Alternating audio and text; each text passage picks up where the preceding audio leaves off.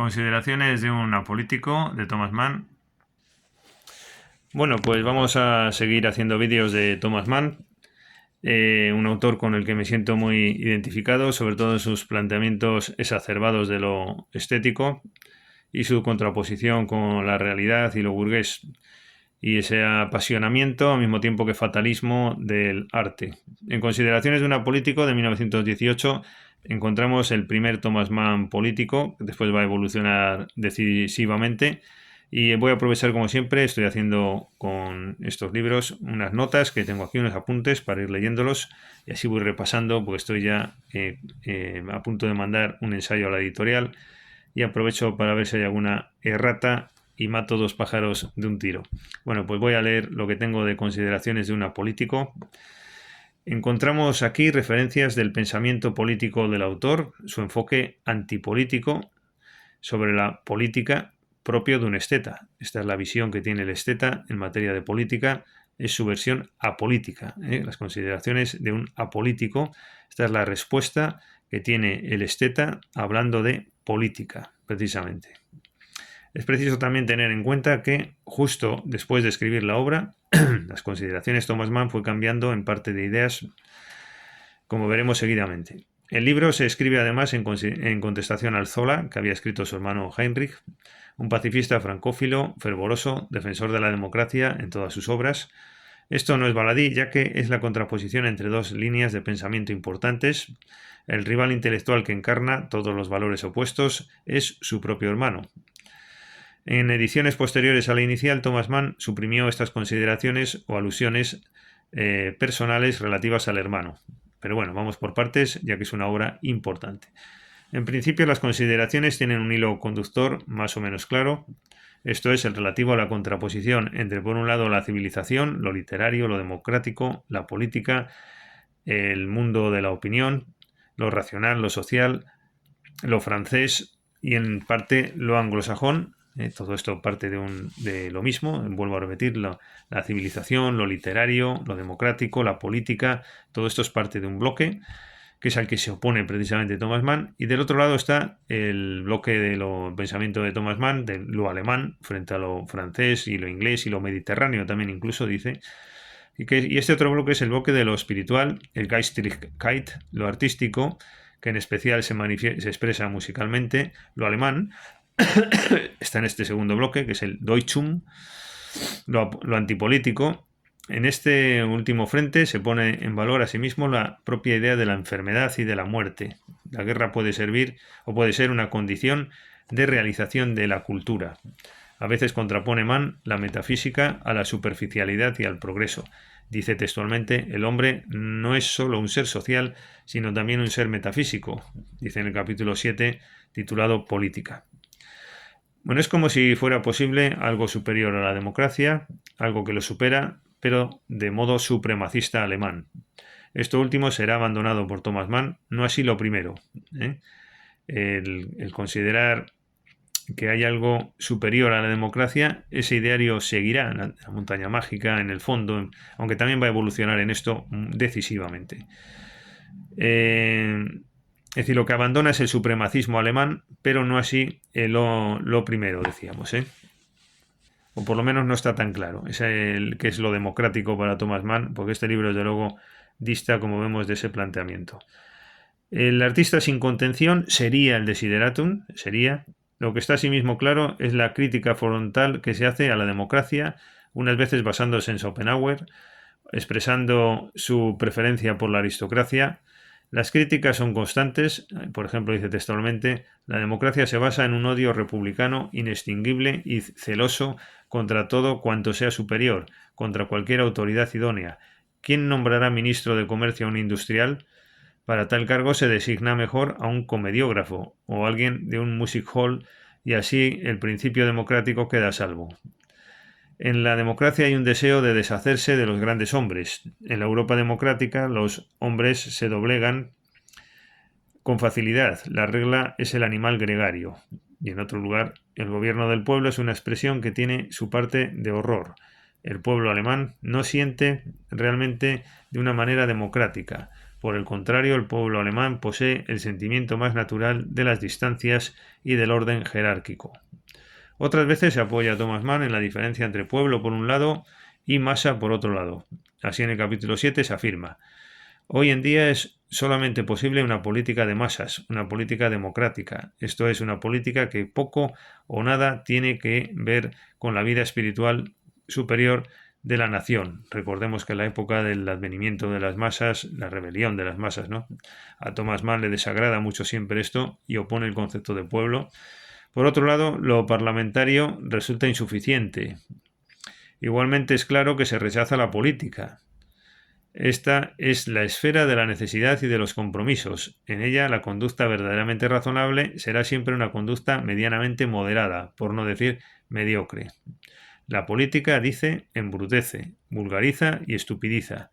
La envidia, el atrevimiento, la codicia es todo cuanto enseña. Solamente la instrucción espiritual libera. La política es un peligro para el alma y el intelecto. Nos interesa mucho destacar cómo es posible, al menos intelectualmente, un modelo alternativo al que hoy, sin embargo, está tan arraigado. Es decir, un modelo basado en la idea de cultura que supera las estrecheces de la democracia. Este es el pensamiento de Thomas Mann en esta obra de las Betrachtungen eines Unpolitischen, ¿no? Las consideraciones de un apolítico. Puede haber una alternativa a lo democrático, algo mejor, que supere, como decía, esas deficiencias. Las referencias de este tipo son una constante. Así, cuando afirma que he oído exclamar a un célebre director de orquesta que llegaremos al extremo de que la orquesta vote acerca de si un pasaje debe tocarse piano o mechoforte. Este es un momento de transición, íbamos hacia lo democrático sin fisuras, y aquí pues hay todavía debates de si hay otras opciones mejores o más perfectas que la democracia, y en este debate está esto. No hay exigencia más, y sobre todo la concepción de un esteta en materia de política. Esa es la grandiosidad de este libro, para bien o para mal, cómo un esteta concibe lo político. No tiene por qué verse arrastrado por la derecha, la izquierda, los temas políticos. No, él queda al margen de la política. Él necesita un diseño social apolítico para que su apoliticidad le permita ser esteta. Esa es una idea fundamental. A mí es una idea que sigo también de Thomas Mann, y bueno, y en general de todos los que parten del esteticismo, diríamos que son apolíticos en este sentido que Thomas Mann consagra. No hay exigencia más disparatada ni desvergonzada que la politización del espíritu. Todo esto también tiene que ver con Walter Benjamin, ¿no? Es decir, la estetización de la política es para él lo negativo, y él propone la politización de la estética. Yo creo que Thomas Mann es el opuesto precisamente a Walter Benjamin, que es un político haciendo arte, y sin embargo Thomas Mann pues es un esteta en sentido puro, y el ideario conlleva ser apolítico en política.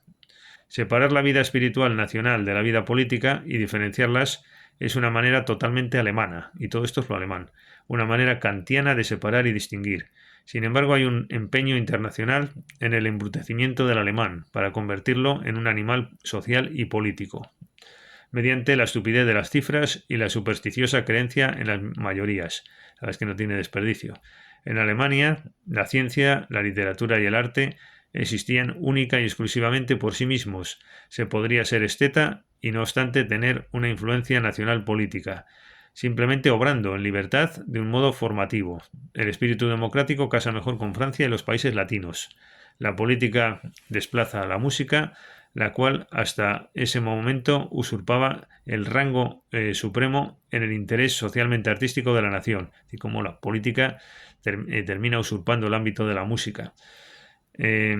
Aquella se presenta aliada con la literatura, como su hermana melliza, luchando contra el predominio de la música. Es decir, la democracia es la política junto con la literatura en la medida en que ésta sea sociable, es decir, retórica, psicología y erotismo, una mezcla de ambas cosas. Política literariamente perfumada. Todo esto es la democracia, a su juicio. Literatura políticamente condimentada como atmósfera. Eso es democracia. El Estado divertido. El Estado para novelistas. De este modo, la justicia queda políticamente contaminada. Se produce la burla y el desdén deseados por el literato de la civilización. El literato de la civilización, esa es la expresión clave que usa en un tono un poco despectivo o contrapuesto a lo alemán y a la visión del esteta que propugna lo apolítico, no la politización, ni menos del arte. Y dice además, entre comillas, politización del arte. En última instancia, ¿qué podría hacer con esta consigna de literatos? Aquel para quien la música significa el paradigma más puro, el sacrosanto tipo fundamental de todo arte. Claro, ¿qué podríamos hacer, ¿no? Dice, ¿no? Con esta consigna de literatos, de la politización del arte, por parte de ¿no? Del personaje que para quien la música significa el paradigma más puro. Y claro, le están hablando a uno de la politización del arte, precisamente a alguien para quien la música significa el paradigma más puro, el sacrosanto tipo fundamental de todo arte. La música absoluta, esto no es literario, es alemán. Y es que, en cambio, el literato de la civilización está en pésimos términos con la música. Wagner, Schopenhauer, Nietzsche fueron literatos y músicos, pero más esto último. Sí, el alma es lo que prima, tienen condición musical, a pesar de pasar por filósofos, son músicos y tienen alma musical. Y esto es lo alemán, y esto es la contraposición con el literato de la civilización, con lo democrático. Y este concepto contrapuesto es el estado de la cultura, aunque no hable así Thomas Mann, lo añado yo, el estado de la cultura. Yo estas ideas me parecen cribadas, porque hay muchas que hay que cribar, pero me parece que tienen futuro y es una pena que haya abortado el esteticismo, porque podría dar respuesta a la sociedad actual, como propugno en mi ensayo que publicaré, y por eso incido en este tipo de libros. Dice Thomas Mann, mi ideal de arte no confiere ideología progresista. En este contexto político-literario se entiende por música la cantinela política, el gusto italiano, el embrutecimiento nacional. La educación de los alemanes para la música comenzó con Martín Lutero, quien imprimió a la cultura artística de sus alemanes su orientación natural hacia la música. El literato de la civilización odia la música y opone los derechos occidentales y la organización. Lo que me amarga, dice Thomas Mann, y contra lo cual me pongo a la defensiva, es el descaro arrogante, tiránico del literato de la civilización. En el capítulo 7, Política, afirma que en la novela hermosa El retrato de Gogol se pueden leer las siguientes palabras. No son en absoluto los gobiernos monárquicos quienes reprimen los impulsos elevados y distinguidos del alma. Bajo esos gobiernos, los monárquicos, en esa época en auge, las obras del espíritu, en esos movimientos monárquicos, las obras del espíritu, de la poesía y del arte no se desprecian, ni se persiguen en modo alguno, sino que por el contrario los monarcas son sus protectores naturales, y sólo bajo su magnánima protección surgen un Shakespeare o un Molière. Esto es bueno porque es una de las ideas claves de mi ensayo que voy a publicar, que hace falta un diseño adecuado para que el arte pueda darse. Sin ese diseño social no se da. Y comparto que, por desgracia, pues yo también al final yo me decanto por lo democrático, a la diferencia de Thomas Mann, pero tengo que reconocer que cuando gobierna lo monárquico y lo aristócrata se da mejor la cultura y el arte. Y esto es lo que nos está diciendo aquí, que cuando gobiernan los monarcas surgen un Shakespeare o un Molière, mientras que por otro lado un Dante no pudo hallar sosiego en su patria republicana. Los verdaderos genios solo se desarrollan en las eras esplendorosas de poderosos reyes y monarquías, y no bajo la influencia de horribles acontecimientos políticos y repúblicas terroristas que hasta ahora jamás le han dado al mundo ni un solo poeta. Qué razón tiene Thomas Mann en todo esto. Es decir, pero sobre todo la idea que no la expresa él, pero la expreso yo, es la necesidad de un diseño social determinado para que pueda darse el arte. Y esa es la clave de lo que está ocurriendo hoy día, que no hay un diseño que, pese a todas sus bondades, porque el diseño social actual es mucho mejor que cualquier otro del pasado, sin embargo, en términos de arte y de cultura, no propicia este diseño actual, por lo que está contando aquí Thomas Mann, la creación de artistas de impacto social etcétera, un Shakespeare o un Molière, ¿no? Como decíamos, o un Dante que tuvo que sufrir las consecuencias. Igualmente expresivo es este texto del capítulo 8, se titula De la virtud. El arte politizado, el espíritu politizado, la moral politizada, el concepto, todo pensamiento, sentimiento y voluntad politizados. ¿Quién quisiera vivir en un mundo semejante, en el cual la libertad significase el derecho general e igualitario del voto y esto fuese todo? Y añade, jamás el arte será moral y virtuoso en el sentido político. Jamás podrá el progreso confiar en él. Importante es lo que viene ahora también. Baudelaire exclama sobre Tannhäuser: ¿quién podría imaginar viendo esta ópera sino un cortejo de hombres heroicos? ¿Y quién podría desconocer, añadimos nosotros, que desde el punto de vista de la virtud política son ideas peligrosísimas las que despiertan el arte en este caso? Ayer escuché la Sinfonía Patética de Tchaikovsky, esa obra extremadamente peligrosa en su dulzura y su salvajismo, que no es posible oír ni entender sin advertir la antítesis irreconciliable entre arte y espíritu literario de la virtud. Pienso en su tercer movimiento. Me dan ganas de tararearlo aquí. Tan, ton, tarán, ton, ton, ton, tirorán, tirorán, ton, ton. Es que está hablando de mi obra favorita, por la que me fui a Berlín solo a escucharla. Bueno, en fin, la Tchaikovsky, la patética de que hablamos, ¿no? Esa obra extremadamente peligrosa en su dulzura y su salvajismo, que no es posible oír ni entender sin advertir la antítesis irreconciliable entre arte y espíritu literario de la vida, de la virtud. Pienso en su tercer movimiento, lo repito esto, pues claro, es mi obra favorita también, ¿no? Con su maligna marcha, la cual, si poseyésemos una censura al servicio de la ilustración democrática, debería ser prohibida lisa y llanamente. Qué bueno es esto, qué bueno es esto. La antítesis entre Tchaikovsky y lo democrático, ¿no? Irreconciliables en su espíritu, este espíritu decadente de la Sinfonía Patética de Tchaikovsky, un esteticismo puro, melancólico 100%, ¿no? Yo lo completaría con el trío de Tchaikovsky Opus 50 en la menor. Bueno, y se precisa por Thomas Mann. Resumiendo, pues, la guerra, el heroísmo de cuño reaccionario, todos los desmanes de la irracionalidad serán imaginables y por ende posibles sobre la tierra mientras exista arte. Es decir, esta visión del arte al final termina no siendo del todo muy positiva, ¿no? Porque es la irracionalidad, la posibilidad de la guerra. Asimismo, está muy presente la Primera Guerra Mundial. Asimismo, la enfermedad ha producido los valores más exquisitos, el estado anímico de enfermizo sin toparse con demasiadas contradicciones. Un artista sigue siendo hasta el último aliento un aventurero del sentimiento y del espíritu. Sigue siendo proclive al extravío y al abismo. Sigue estando abierto a lo peligrosamente nocivo. Todo esto es magistral realmente, vamos, la concepción del arte en su esencia con sus peligros también. El artista es y sigue siendo un gitano, aun suponiendo que se trate de un artista alemán de cultura burguesa. Toda esa asociación del arte con ese mundo, pero después vendrá el Thomas Mann de la contención, ¿no? De aplicar un medicamento burgués para que no se vaya de la mano lo artístico, sin lo cual, sin embargo, como vemos aquí, no podemos vivir, porque sin lo artístico es lo civilizatorio, es la literatura de la civilización. Pues bien, el problema que tiene esta concepción, digo yo ahora, es que se asienta en caminos más difíciles que aquellos que más fácilmente sostienen la vía alternativa democrática, comprensible para todos de manera más sencilla. Bueno, y añado, es que lo democrático tiene que vencer, ¿no? Porque el otro es que no hay quien lo entienda. Lo entiendo yo, esto del esteta, lo entiende Thomas Mann, pero incluso en círculos cultos yo me doy cuenta, muchos profesores, incluso de estética, que creo que no saben o no sienten realmente esto de la estética, ¿no? Y para eso pues hay que tener un alma especial. Te puedes dedicar a esto, pero igual que podías haber abierto una perfumería o una peluquería, ¿no? Y sin embargo, esto otro es que se llevan el alma o se lleva o se tiene o no se tiene, ¿no? El éxito de la democracia, digo yo, está en la facilidad de su comprensión general.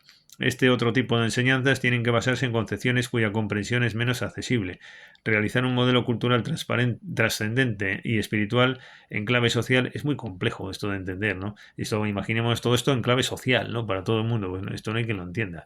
Se requiere un mayor esfuerzo. Sin embargo, hay referencias. Históricamente, en clave política, lo único que funcionó procedente de todo este mundo espiritual ha sido la religión como pauta para la ordenación social. Esto quiero decir que es curioso, porque es verdad que por un lado no se entiende, sin embargo toda la historia fue lo que dominó durante toda la historia. Teníamos un estado de la cultura claramente, de manera explícita o implícita, pero siempre no hubo democracia. La democracia es a partir de finales del siglo XX, cuando se impone, cuando se consagra. Pero lo que había antes era un estado de la cultura, desde Grecia, la Edad Media, el Renacimiento. Siempre primaban claves culturales. Aquí no me puedo tampoco explayar más en esto porque nos desvía demasiado ya. Después, en los estados absolutistas, digo yo, hubo un estado de la cultura operativo y latente. A partir del siglo XX, el estado de la cultura pasa al debate en el pensamiento de los autores. Es decir, por un lado no se entiende, pero por otro lado lo que hubo siempre, ¿no? En un estado de la cultura, no un estado democrático, sino esto otro, ¿no? Que tiene una raigambre, es Europa. Europa siempre fue un estado de la cultura para mí, hasta el siglo XX. Volviendo a las consideraciones, digo aquí en mis notas, Thomas Mann contradice también la asociación entre humanitarismo y democracia, negándose a aceptar esta equiparación entre el humanitario y democracia. Para ello, entre otros motivos, opone la literatura rusa, otra de las pasiones de Thomas Mann, donde hay una versión consolidada del humanismo que, sin embargo, no tiene talante democrático. En general, Dostoyevsky es un autor ampliamente citado en las consideraciones, con todo mérito, desde luego. ¿Acaso de entre los extranjeros los rusos son los mejor parados en la obra? Son los que no son democráticos, los que todavía no les ha picado. Sin embargo, los mediterráneos, pues sí, somos ya democráticos según él. Este tipo de consideraciones entre cultura por un lado y por otro lado civilización no son nuevas. Además del pensamiento conservador reaccionario del siglo XIX, es destacable el directo antecedente que recoge el propio Thomas Mann de Nietzsche, sus consideraciones intempestivas de 1873, que tampoco es una fecha muy lejana a la de Thomas Mann. Cuando asimismo contrapone Nietzsche el mundo literario de la culturilla, Gewildheit, por un lado, y por otro lado la cultura propiamente dicha. Sin embargo, a diferencia de Thomas Mann, Nietzsche no reduce esto último a Alemania. Yo creo que esto es un acierto de Nietzsche. En lo que empalaga de Thomas Mann es esta asociación siempre con lo alemán como que los demás. Porque además todo esto se equivoca Thomas Mann. Se equivoca porque esa contraposición sí existe, pero no llevada a Alemania contra los demás, porque es una contraposición muy europea. Y esto del estado de la cultura lo encuentras en Francia, lo encuentras en España, en Italia, no solo en Rusia y en Alemania, ¿no? Es algo genuinamente europeo, y yo creo que este es el problema de Thomas Mann. Además no ha sabido captar toda la herencia del siglo oro español, se aprecia en otra de sus obras, no ha sabido captar que todo esto es europeo por esencia. Lo que sí es cierto es la contraposición entre el pensamiento del esteta y la del político. Y eso sí, me parece una grandeza y un punto brutal, tremendo del alcance que tiene todo eso. Pero no la asociación de lo esteta con Alemania y lo civilizatorio con Francia, España, Italia, Inglaterra, como utilitarista, etcétera. Creo que ahí se equivoca Thomas Mann, ¿no? Y de hecho Nietzsche no lo concibió así. Más bien al contrario, digo yo, tiene carácter universal. Además, Alemania no queda en buen lugar, ni siquiera tras la victoria militar en su época de Alemania frente a Francia. Un punto crítico frente a Thomas Mann, a mi juicio, es precisamente la obsesiva identificación que hace entre cultura y Alemania, considerando aquella un atributo exclusivo de esta. Es más, el libro parte de la indagación de la esencia alemana y llega así a la cultura, como un distintivo propio de Alemania frente a Francia y por supuesto frente a Inglaterra o Norteamérica. Bueno, pues yo creo que aquí ya lo he dicho. Bueno, el punto de interés de toda esta concepción que estamos viendo por referencia a Nietzsche o Thomas Mann es el esteticismo en el fondo. Está en servir de antecedente a lo que podría llamarse estado de la cultura o cultura como conformadora del orden político-social. Yo lo que hago modestamente en mi ensayo es tomar ese testigo de Nietzsche, Thomas Mann, Gottfried Benn, Stefan George, etcétera, y actualizarlo. Creo que tiene futuro. Bueno, vamos a seguir con el libro. El estado de la cultura como conformadora del orden político-social es la respuesta de la cultura en el ámbito social, el estado de la cultura. Es lo que es capaz de ser una guía para ordenar lo social.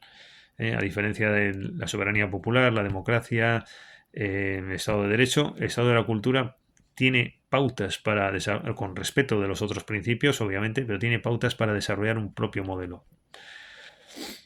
Pero no parece correcta la reducción que se hace en la identificación de aquella con Alemania. Pensamos que estamos ante una contraposición de mayor interés o mayor alcance. Al menos actualmente carece una concepción parece una concepción aceptable para distintos países, incluyendo, por supuesto, Francia. Vamos a decir que Francia no hay estado de la cultura. Me parece que Thomas Mann aquí no estuvo muy fino. Es verdad que en términos proporcionales lo republicano-democrático tuvo finalmente un mayor encaje en el país galo, pero no se pueden olvidar las propias fluctuaciones de pensamiento político que hubo durante el siglo XIX en Francia. Es que en Francia no es un país republicano desde la Revolución Francesa, es que después vino la Restauración, después vino lo militarista, lo monárquico, etcétera. Y después también lo republicano. Las tres tendencias se fueron alternándose, es decir, no solamente hubo periodos republicano-democráticos. No se puede olvidar las fluctuaciones del siglo XIX en Francia, con claras tendencias monárquicas y también dictatoriales o militares. No digo que sea bueno o malo esto, pero el caso es que lo hubo. No solo hubo civilización, que asimismo se reflejan en autores diversos, además, el estado de la cultura en Francia. No, la religión del arte de Flaubert. Bueno, es un ensayo con ese título, pero aglutina artículos. Me estoy acordando de una edición en la editorial Renacimiento, la religión del arte de Flaubert, y ahí se pone de manifiesto un estado de la cultura como el de Thomas Mann, una concepción esteticista clarísimamente. Una monarquía de tipo constitucional perfectamente podría haberse dado en Francia, siendo algo azaroso el triunfo final de la República. En las consideraciones es pues interesante la contraposición entre política y arte, y cómo Mann se opone a la politización del arte.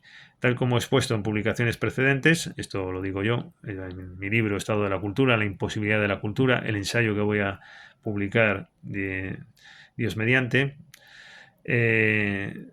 una cosa es que el arte sea el espíritu del tiempo, siendo la política la versión que tiene el arte en materia política, y otra cosa distinta es que la política sea el espíritu del tiempo, siendo el arte entonces la versión que la política tiene reservada para este.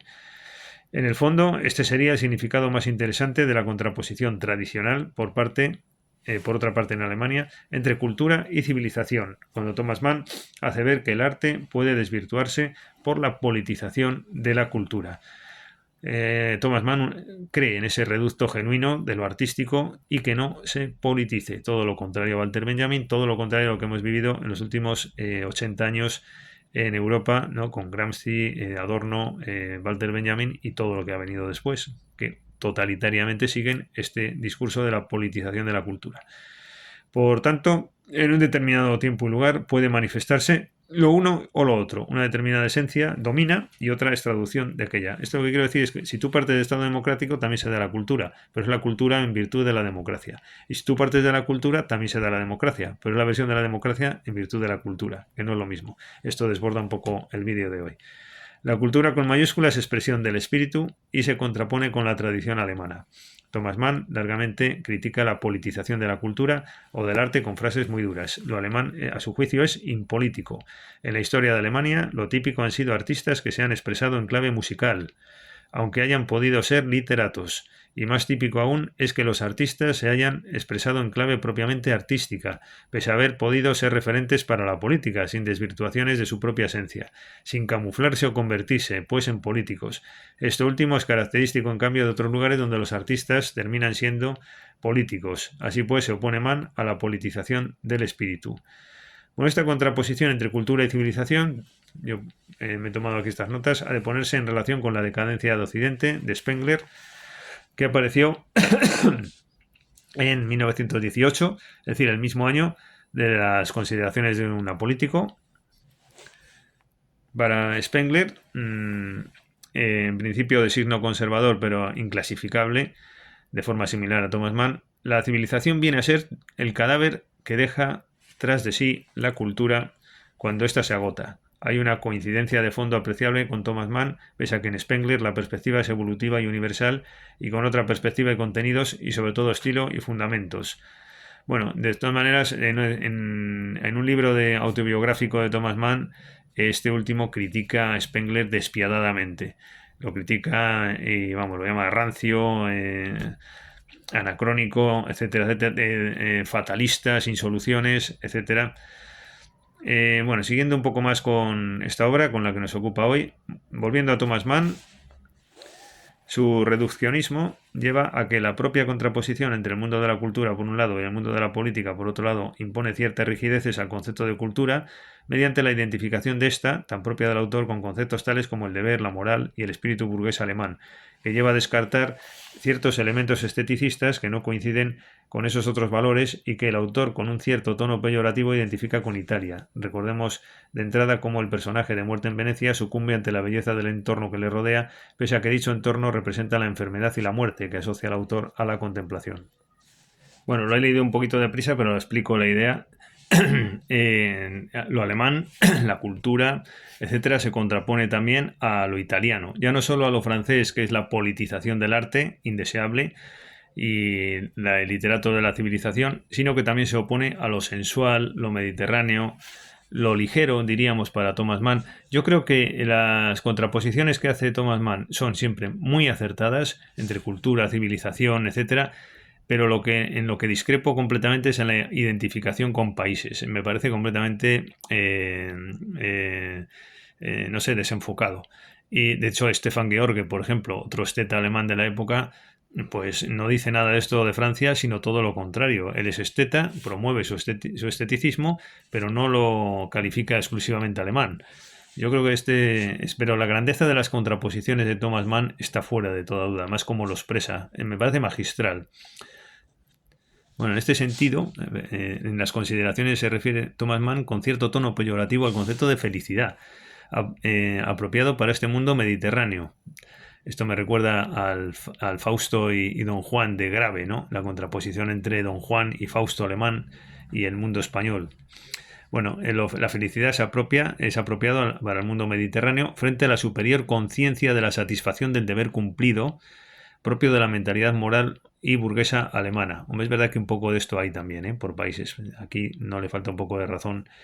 El arte es algo maligno que lleva por mal camino cuando es auténtico, y por eso ha de estar regido por una especie de idea de contención de este tipo. Esto me parece fundamental, ¿no? ¿Cómo hace posible el arte? Precisamente con sentido de responsabilidad, con contención es como puede darse el arte. En el capítulo 5, Burguesidad, afirma que para mí la belleza fue siempre algo para italianos y para embaucadores del espíritu, pero en el fondo nada alemán.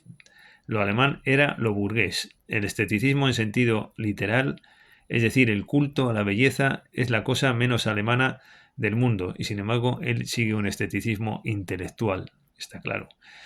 Y dice, el esteticismo en sentido literal, es decir, el culto a la belleza, es la cosa menos alemana del mundo y la menos burguesa al mismo tiempo.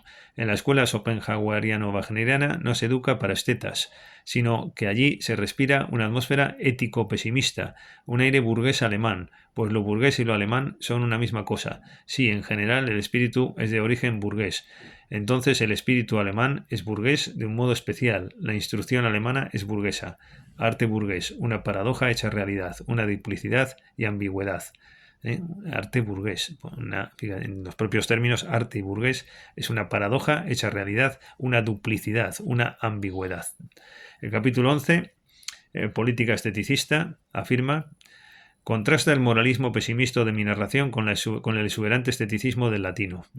La belleza, tal como la entendían y glorificaban con gesto abrupto aquellos dionisíacos, me pareció desde siempre una cuestión para romanos y romanistas, una porción del sur, de índole bastante sospechosa y desdeñable.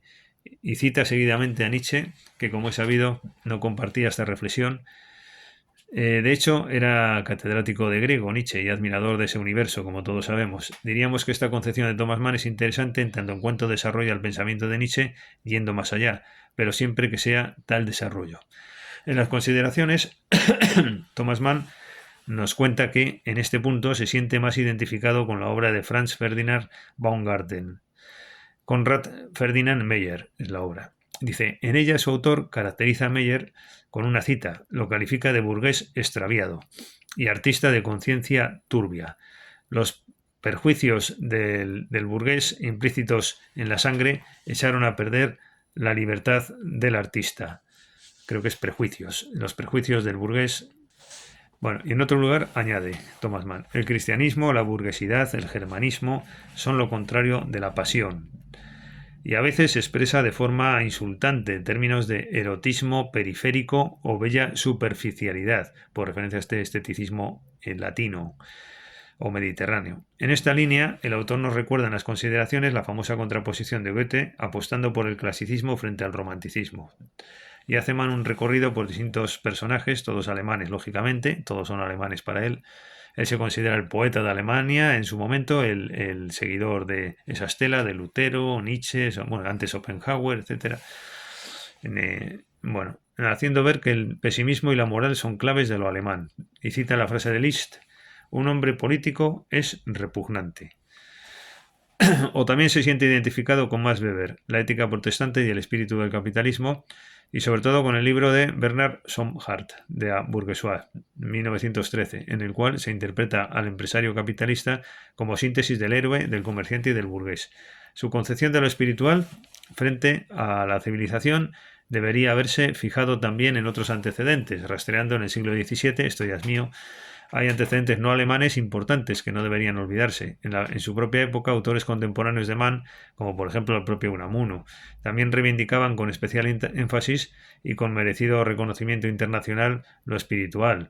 Estaba también Vasconcelos, estaba Rodó en Hispanoamérica, Murena, ¿no? Estamos acostumbrados a estudiar pensamiento alemán, pero debería haber mínima reciprocidad. Claro, es que, y Thomas Mann que dice, por ejemplo, si hubiera leído a Murena, bueno, es un poco posterior, pero bueno, autores de esta época o anterior, del Casal, Julián del Casal, poeta modernista español en el siglo XIX en Cuba, ¿no?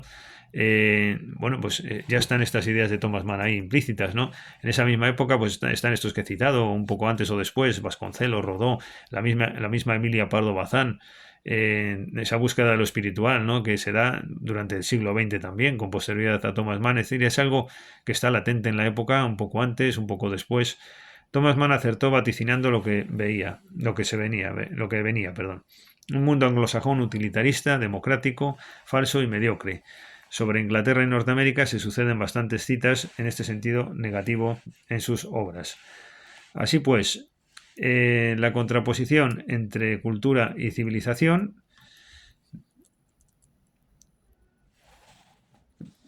o entre lo espiritual que se anhela en especial y lo contrario, que sirve de hilo conductor a las consideraciones, se expresa con claridad, ya que se infiere incluso con especial reiteración a lo largo de los distintos capítulos de la obra. Pero una lectura con cierta profundidad de las consideraciones lleva a observar elementos que introducen una cierta confusión dialéctica. Este libro es un constante desviarse, dice Thomas Mann, afirma el propio autor. A veces incluso se disculpa con el lector por este motivo. Otras veces empieza el capítulo correspondiente con la definición de un concepto frente a otro, y al final parece que el contenido del primero se aproxima al del segundo. Es un poco como cuando se divaga demasiado, ¿no? Esto ocurre, por ejemplo, con la introducción en el debate de la obra del término burgués y con la concreta concepción que maneja Mann sobre la cultura. Veámoslo. En cualquier obra de Thomas Mann, el punto de partida interpretativo respecto de lo artístico ha de ser que el autor es un apasionado por el arte, en especial por la música. Necesita la música, es una constante. Dice en el capítulo 8, ¿por qué no decir que me gusta admirar, perderme, que en el fondo me aburro, cuando no hay nada que amar, que conquistar, con qué compenetrarse?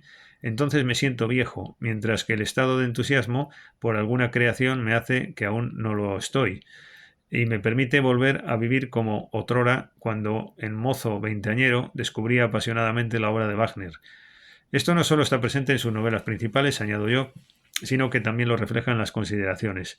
Y sin embargo, dicho arte, encarnado en los personajes de sus distintas novelas, termina siendo una desviación o descarrilamiento de un orden o espíritu burgués de asimismo necesaria consideración. Esta idea tan presente en sus novelas encaja asimismo con la concepción del arte que maneja el autor en las consideraciones. Todo parte de aquí, después lo reforma en La montaña mágica, etcétera, pero el Thomas Mann en bruto está en las consideraciones. Después reforma su pensamiento, lo modifica en parte, pero esto siempre seguirá vigente en Thomas Mann, en todos sus libros. El propio autor se refiere a sus obras y a sus personajes exponiendo ejemplos. Así Tonio Kröger se debate entre dos mundos, artístico y burgués. Hemos hecho un vídeo sobre Tonio Kröger. Entonces, ¿el arte es una droga? Se pregunta uno, ¿no? Más bien es algo que se inyecta sobre distintos sujetos marcados que pasan a no poder vivir sin esto y que tienen ante sí ora la destrucción o el abismo, como suele acontecer en sus novelas finalmente, ora la contención. Al final el derrotismo es la clave, ya que el abismo no es deseable y con contención por su parte no hay propiamente arte. Lo burgués, por un lado, en sus novelas se asocia a personajes mezquinos, anticulturales. En las propias consideraciones, en el propio prólogo, se refiere Thomas Mann a que el enemigo de Alemania, en el sentido más espiritual, instintivo, ponzoñoso, inmortal, lo constituye el burgués retórico, pacifista, virtuoso, republicano. Es verdad que en Thomas Mann está el concepto de lo burgués como algo positivo, de responsabilidad, pero está el concepto de lo burgués como algo zafio, anticultural, desaprensivo, mezquino. Por ejemplo, los dos maridos que tuvo Tony, la hija de Jan Buddenbrook, en esta novela de los Buddenbrook, ¿no? Pero lejos de centrar así el concepto en torno a esta situación, lo burgués llega a ser también una especie de orden superior que sirve de contención al arte necesario. El arte, en cuanto tal, provoca perversión o malignidad, y es ahí donde lo burgués se presenta en tensión con aquello otro. No obstante, frente a la mayor claridad que ofrece la contraposición entre cultura y civilización, este otro concepto de lo burgués provoca un poco de confusión en el contexto de una obra como son las consideraciones, donde se producen notables divagaciones. En todo caso, las consideraciones son el pensamiento de Mann en estado puro, son el Mann más o menos maduro o inicial, su pensamiento hasta el final de la Primera Guerra Mundial. Un pensamiento en clave puramente alemán, muy modificado en parte después, pero sobre esta base. Conviene entender bien el Mann posterior a 1919, cuando se produce un giro en su concepción. Esto es importante también. Por un lado, renueva su pensamiento, pasando a ser un defensor de la democracia, pero no abandona exactamente sus posiciones iniciales. Es palpable esto en sus novelas, pero incluso así lo dijo expresamente en su escrito Cultura y Socialismo de 1918: yo no reniego una sola palabra de las consideraciones. La posición del esteta político pasa a ser una de las dos posiciones de debate. Es decir, ya no es la única como las consideraciones, que eres el esteta político. En la Montaña Mágica, por ejemplo, está en contraposición con otra visión. Y además con muchos elementos a favor, aunque termina perdiendo la visión del esteta frente al demócrata. Ya no es la única concepción posible, ni se presenta en estado puro. Además, no es la oposición que vence finalmente en los debates, pese a estar siempre mostrando su punto de vista más convincente. Hay un fondo decadente estético en el Mann posterior que se acerca a esa visión de la imposibilidad de la cultura que nosotros defendemos, que defiendo yo personalmente. En esencia, lo interesante de Thomas Mann pasa a ser el debate intelectual, que se traduce en los diálogos entre los personajes, así en La Montaña Mágica, o en la simple exposición de las ideas de sus protagonistas, a veces a modo de tensión sobre esa cultura, según su personal entendimiento, y la democracia o valores similares, o entre lo burgués, en esta segunda acepción de orden y moral, y lo artístico. A partir del final de la Primera Guerra Mundial, encontramos un pensamiento modificado de tal forma. Diríamos en clave política que a partir de 1919 el autor apuesta por la vía que emprende la República de Weimar y confía en que este nuevo sistema político pueda de alguna manera seguir esta vía democrática alemana cultural más matizada o sin el énfasis o pureza anteriores. Tras 1919, Thomas Mann enfatiza el concepto de humanidad o humanismo, Deutsche Menschlichkeit. Se asocia a la República, se suma a esa tradición. En distintas conferencias gubernamentales o de escritores se decanta por la unión entre Estado y cultura con esta ratio del humanismo. Destaca la aproximación a Francia y ya no sigue la contraposición entre cultura y civilización, y Thomas Mann pasa a ser todo un embajador cultural de Alemania y un intelectual representativo o integrado. El éxito también que tenía posiblemente explique todo esto. En lo sociopolítico del momento. Cuando uno es afamado se vuelve conservador y valora lo que tiene alrededor. Es asimismo claro que cuando se produjo el advenimiento del nacionalsocialismo, Thomas Mann se opuso a esta corriente, pero tampoco le dio tiempo a Mann, pese a sobrevivir a la Segunda Guerra Mundial, para experimentar que el nuevo sistema democrático no iba a ser vía adecuada para plasmar sus ideales del estado de la cultura. A mi juicio, en conclusión, la importancia de Thomas Mann está en poder ver un antecedente del estado de la cultura, aportando finalmente una posible vía de entendimiento de lo democrático en clave cultural. Nos expone los riesgos de la cultura en clave de ordenación social. Por eso, conociéndolos, estamos en disposición de avanzar por esta vía en clave social. Bueno, pues hasta aquí las consideraciones de un apolítico, el Thomas Mann en estado puro, que primero, como digo, se expresa en sentido exclusivo, la defensa de la cultura frente a la civilización, y que después va a ser uno de los dos polos de debate, la cultura frente a lo otro. Bueno, pues muchas gracias, hasta el próximo vídeo.